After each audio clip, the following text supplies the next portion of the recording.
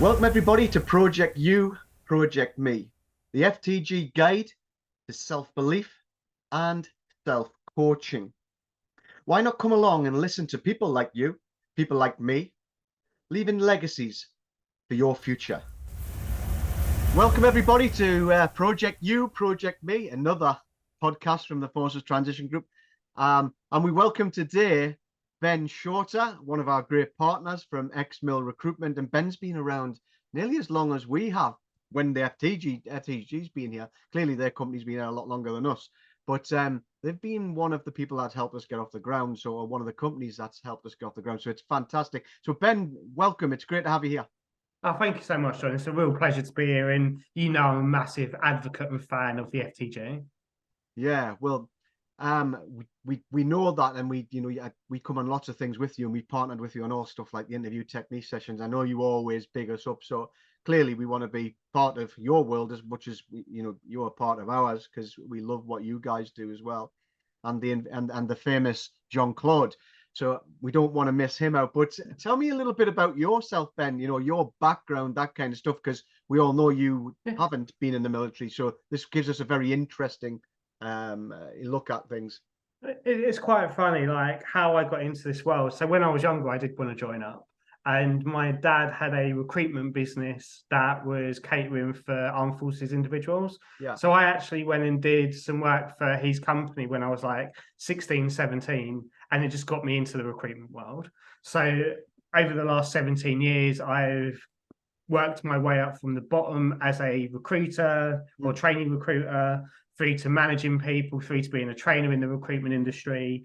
And a couple of years ago, 4 years ago now, I got the opportunity to invest in X-Mill. So my dad and JC had a pre-existing relationship.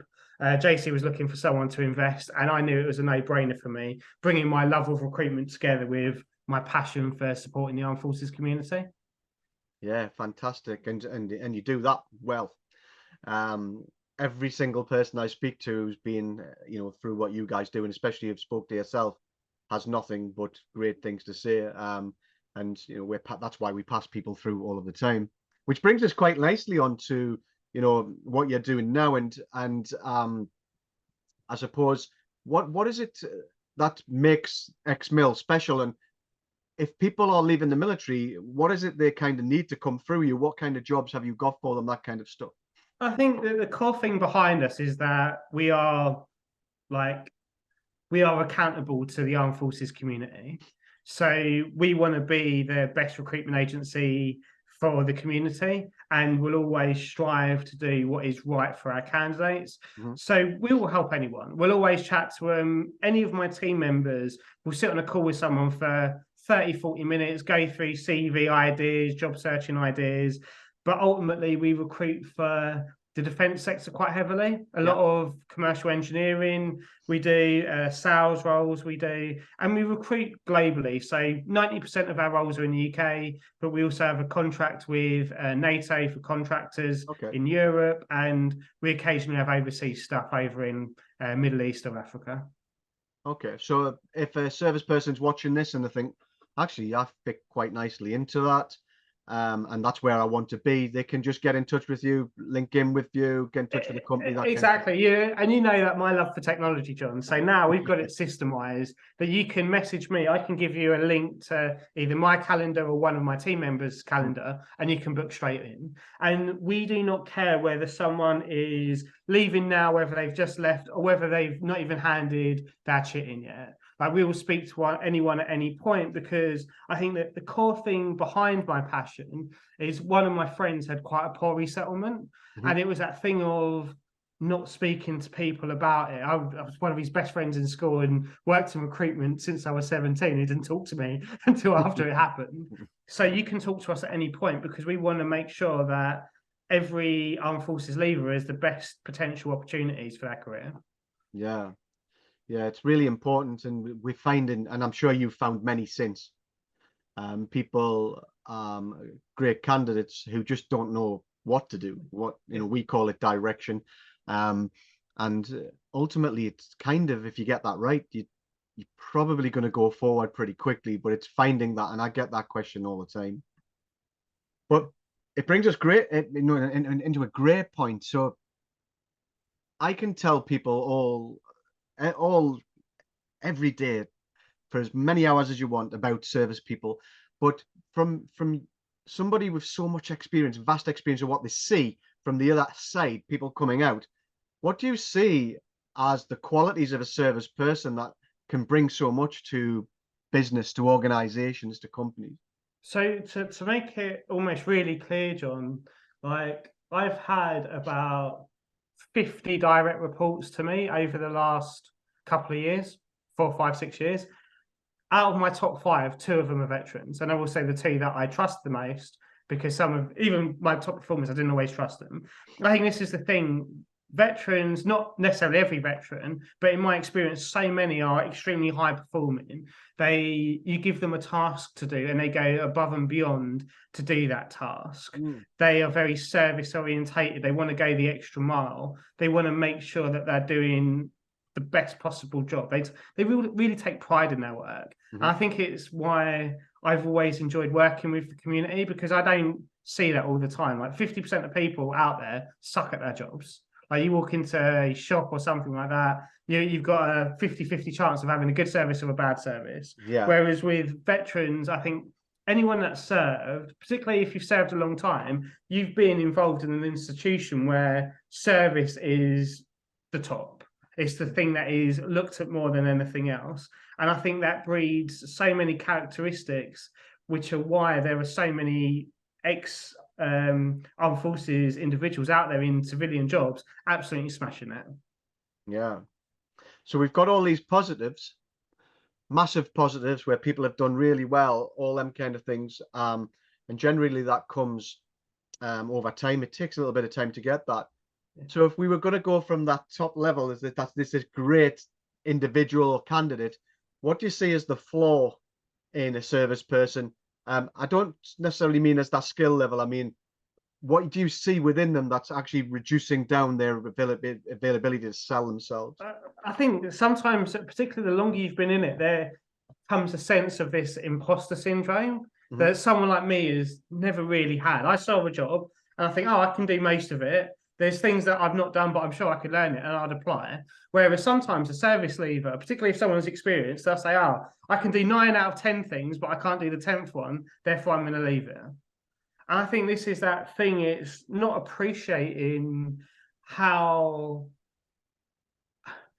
not appreciating how awesome your experience is, not appreciating how good your skills are to the wider market. I think a lot of people may sell themselves down a bit, or they think that, oh, I'm not sure if I'd be successful in that job.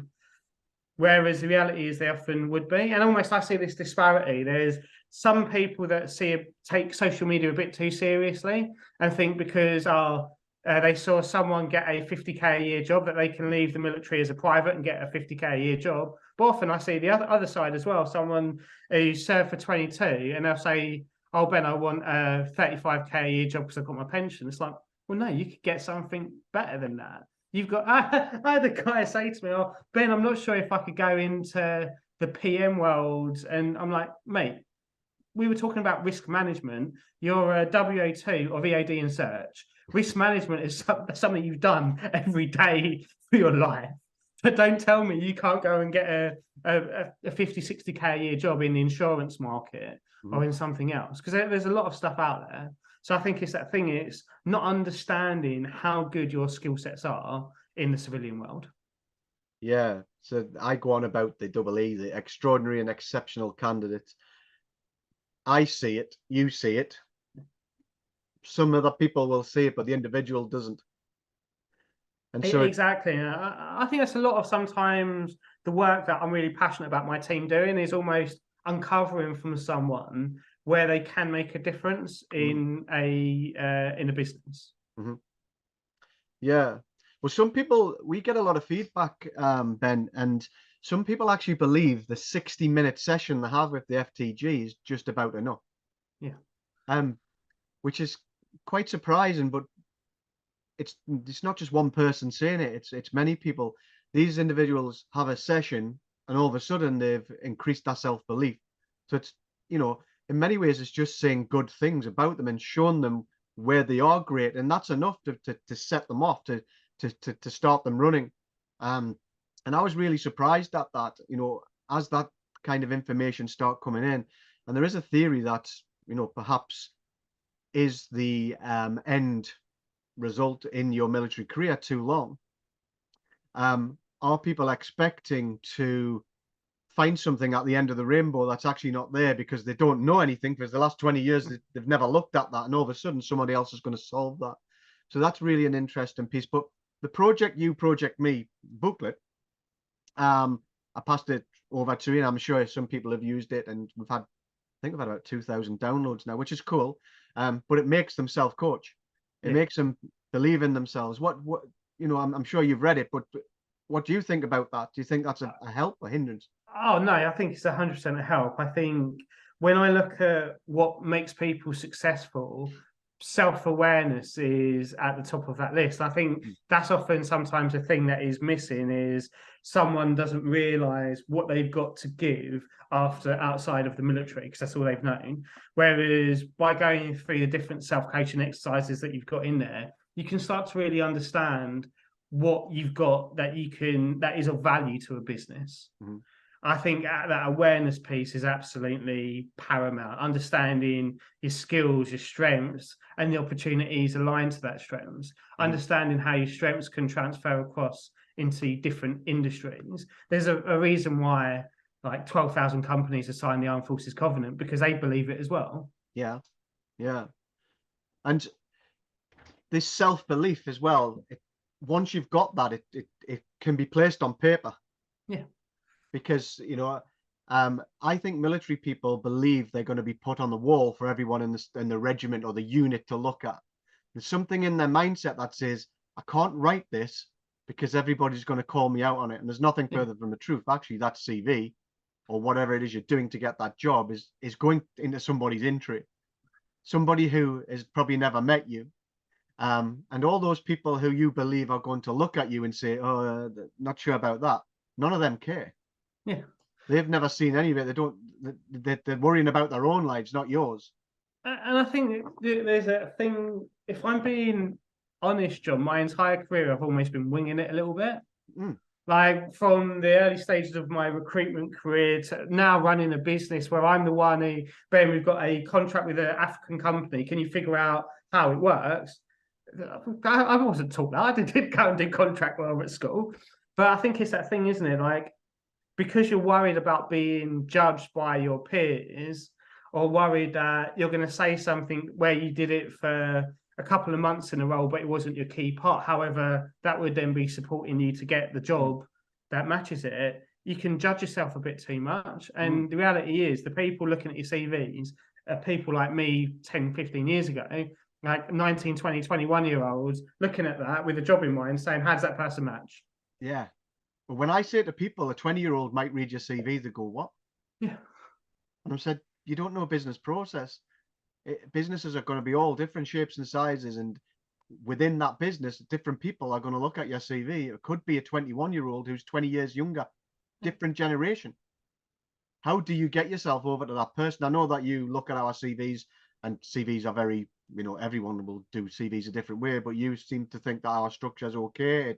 I absolutely love it, John, because it makes it easy for me, because what my clients are often looking for is me to say how someone is aligned to a role, particularly leveraging their achievements. And I think that's what you do really well with the FTG. It's I've got an understanding, okay, this is what someone's achieved in their military career, which means I know that they can achieve something similar within a civilian context. Yeah, yeah.